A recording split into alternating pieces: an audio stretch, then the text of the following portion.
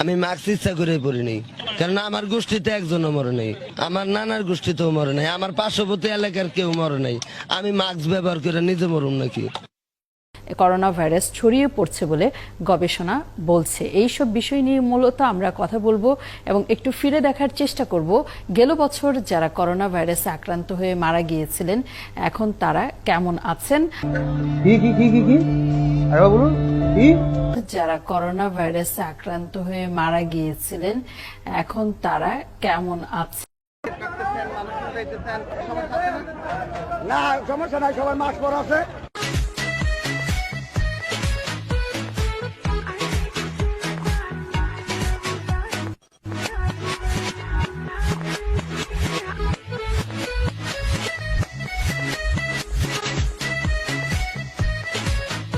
বর্তমানে আপনার বিভিন্ন এলাকাকে আপনার লকডাউন করা হচ্ছে, এই যে লকডাউন বিষয়টি সম্পর্কে কি জানেন?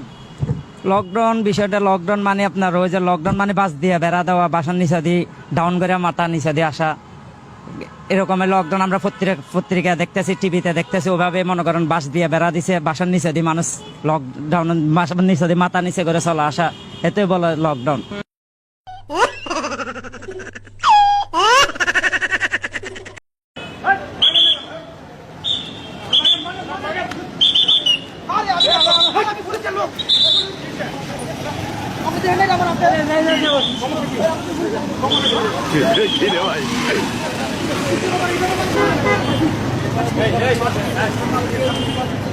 ছিল আদালত প্রাঙ্গণ থেকে, যেটা আমার কাছে যে তথ্য, পলাশ মল্লিক, সময়ের কণ্ঠস্বর, সামনে মানুষ খাবে কি?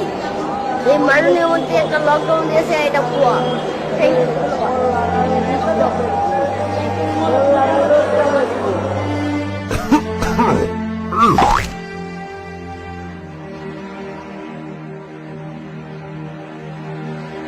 করোনা ওটা ততটা গুরুতর রোগ নয়, ওটা মানুষের মনত ভয়। মুই নিয়ত করছু যদি মোক নিয়েও যায় মুই করোনার মাস্ক পরবেন না। মাস্ক পরে যে আরো করি, যদি করি যেমন 26,000, ও মা করলে 25,000 কই নেন।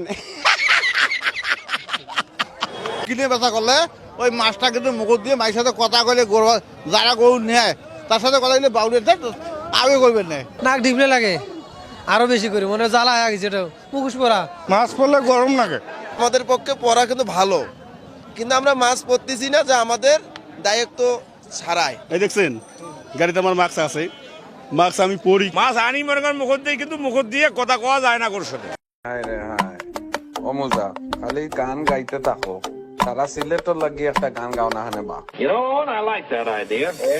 আইলারে নয়া দামান আসমানের তেরা